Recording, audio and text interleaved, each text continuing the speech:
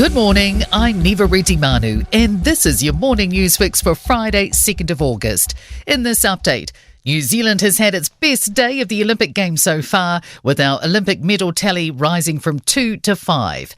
We've won bronze in the women's coxless 4, silver in the men's coxless 4, and we've taken home our second gold of the Games, with a win by Brooke Francis and Lucy Spores in the women's double sculls.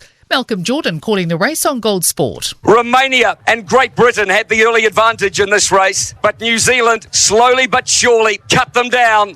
Belief implementing changes so New Zealand children are safe is essential and entirely doable.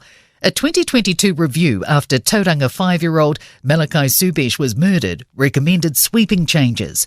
But the Independent Children's Monitor says they haven't happened, and Tamariki are no safer today than when Malachi died.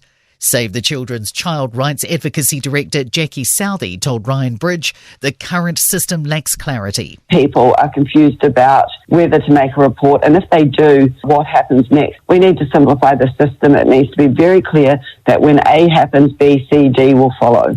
A push for more conversations on compensation for Northland businesses after the release of Transpower's report on its fallen power pylon. It's found contractor Omexom's team leader was distracted sandblasting as unsupervised, inexperienced workers removed the bolts from 3 legs at once. Transpower says it can't compensate businesses, but says residents can contact their retailer. North Chamber Chief Executive Darren Fisher says talk of goodwill towards the overall brand of Northland is too fluffy. New research has shown we need more bang for our buck from infrastructure. The Infrastructure Commission has released a report on how transport pricing can help us better use already existing infrastructure. It found toll roads, congestion charges and transport investment both improve road efficiency and reduces the need for upgrades. Acting Chief Executive Jeff Cooper says that the values of our infrastructure are among the lowest in the OECD. This is very much a question of how do we derive more value from the assets that we have and get ourselves into a place where we can afford to address the big infrastructure challenges in front of us. Meanwhile, creeping costs and significant lag for delivering investments in infrastructure. A Treasury report shows 53 infrastructure projects had been delayed by 20% or more across several government departments as of March.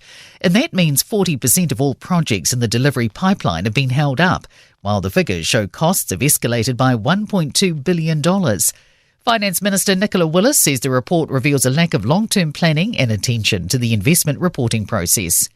And in sport, as mentioned earlier, New Zealand's Olympic medal haul has increased via a rowing trifecta of gold, silver and bronze. Lucy Spores and Brooke Francis, both returning mums, won the double sculls. The men's 4 took silver and their women's counterparts bronze.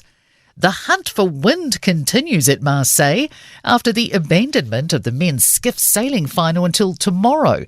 Isaac McCarty and Will Mackenzie were set to earn a medal until fickle breezes struck. And golfer Ryan Fox's 6th equal after carding a 4 under par 67 in the opening round. He's 4 strokes off the lead. I'm Neva Manu. That's your latest news fix. We'll be back with the next update at midday from the Newstalk ZB newsroom.